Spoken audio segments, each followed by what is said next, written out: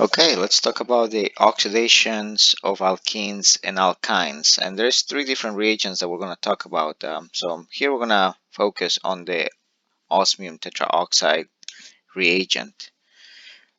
So when you have an alkene and you treat it with osmium tetroxide, something interesting takes place. The reaction between this reagent and the alkene is one of an acid-base reaction, technically speaking. And one thing that I should probably mention to you is that osmium is actually a very toxic element, and osmium tetraoxide is even worse because it's quite volatile. But it's actually a beautiful crystalline yellow solid, as you can see right here, with a low melting point and also a low volatility. And it is quite toxic and also quite expensive. But what ends up happening with your alkene upon exposure to osmium tetroxide is that the osmium that you start with is osmium 8. And what the alkene ends up doing is it donates one of those lines, so one of those two sets of electrons, it donates it to one of the oxygens, which then proceeds to donate its own two electrons onto the osmium, thus reducing it to osmium 6. And the other oxygen atom that you have here basically attacks the other end of what used to be the alkene to kind of complete the octets of those elements in question.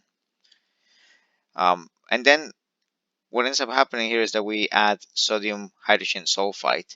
And the whole purpose of this reagent is to pretty much remove the osmium. You do remove the osmium via the following electrochemical reaction. If you look at the electron potential diagram right here for osmium, you see that the osmium tetroxide is the most oxidized species of osmium, and then neutral osmium, elemental osmium, is the most reduced species. Um, Whereas for sulfur, the most oxidized species is your sulfate or hydrogen sulfate in this case.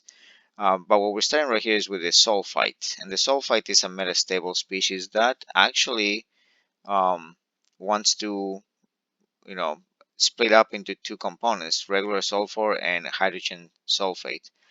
Now the actual oxidation onto hydrogen sulfate is, even though it's projected as being a negative potential right here, because you're going into an oxidation, this actually reverses sign. So this is actually a preferred route. It's a positive route to take.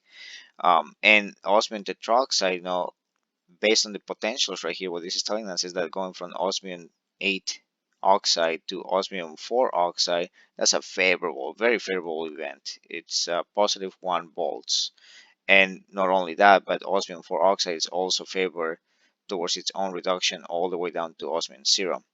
And looking at the diagrams right here, you can see that if you go from osmium 8 oxide all the way to elemental osmium, and from hydrogen sulfide up to hydrogen sulfate, you get these areas of potential that overlap with each other. And this tells you that both of these reactants, or technically products at this point, are stable in the presence of each other. So this is what the reactivity will tell you is going to happen. Osmium 8 oxide is going to react to give you osmium 0, and hydrogen sulfide will give you hydrogen sulfate.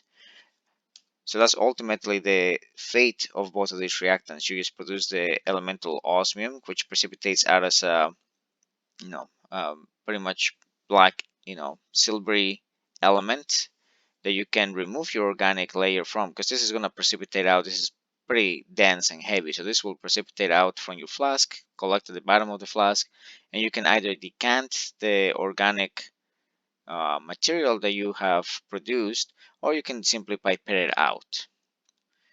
But the end result is that once you treat this osmium 6 oxide that contains the organic fragment within it with your sodium hydrogen sulfate, you will basically not only kick out the osmium out of the starting material, but you will leave the oxygens that were bound to the carbons intact. So what ends up happening is that you form a diol product that happens to have the oxygens on both of the carbons that used to be part of the alkene.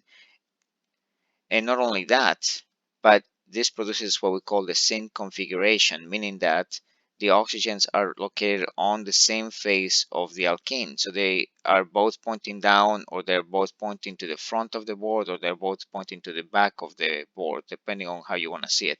But they're on the same overall position in respect to each other. And that's something to kind of remember, because when you are trying to make this type of molecules and you want to retain that same configuration, this will be the reagent to use. Although I should tell you that in today's chemistry labs, we rarely ever use osmium tetroxide. We have other reagents that are a little bit more benign, not as toxic, that we can use, and that also do form similar products anyway. And we'll talk about one of them on the next video. So this is it for the oxidation using osmium tetroxide or osmium 8 oxide. On the next video, we're going to dwell into the oxidations with potassium permanganate, which are a lot more common, a lot more popular, but they also have a lot more complexity with them. So with that being said, I'll see you in the next video.